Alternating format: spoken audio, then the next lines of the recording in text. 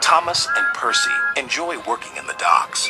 They like the sea air and the sound of the gulls. But one day, the friends were feeling hot and bothered. A crane was causing trouble. His name is Cranky, and this was his first day at the docks. "You're useless little bugs," he called from above. "If you put these freight cars on the inside lines, then I wouldn't have so far to travel." "Rubbish," said Thomas. "No crane has ever complained before." "Well, I'm complaining now." And Cranky banged his load down on the quayside. Later, the two engines met Gordon and James and told them about Cranky. "Cranes are airy-fairy things. They need a lot of attention, like me, in fact," said Gordon. "You should see the situation from Cranky's point of view," said James. "He's high up in the air, coping with wind, rain, and baking sun. Then he looks down and sees you two little engines being annoying. No wonder he calls you bugs." When Cranky heard that the big engines agreed with him, he grew bossier still. Come on, push those freight cars closer to me." But Percy was too upset to concentrate and pushed the freight cars too far. Poor Percy. Then Cranky played a trick on Thomas. "Push your freight cars onto the outside line. It's easier for me to load up." So Thomas did.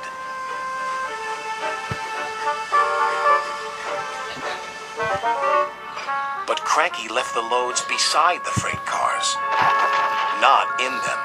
"You must have known my arm can't reach you there," complained Cranky. This mix-up caused confusion and delay. Sir Topham Hatt was most upset. "Thomas and Percy, this new crane has an important job to do. I have heard that you have not been helping him today.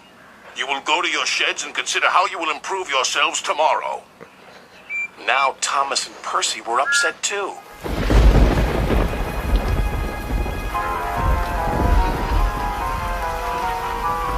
That evening, a big storm raged across the island.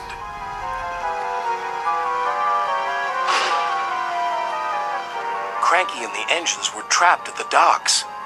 "We're sure to be safe in this shed," said Duck. But he was wrong. The engines had no idea they were about to be put in great danger by an old tramp steamer. It was out of control and running aground, straight into the sheds.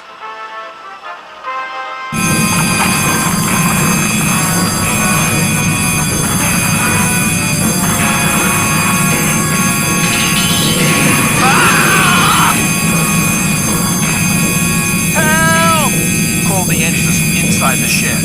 "I can't!" called Cranky. When the storm was over, Sir Topham Hatt rushed to the scene of destruction. "Thomas and Percy will help you," he called to Cranky. "And then you can help the engines." "Oh, please hurry," cried Cranky, "and tell them I'm sorry I was rude to them." "So it was you," murmured Sir Topham Hatt. "I owe those engines an apology."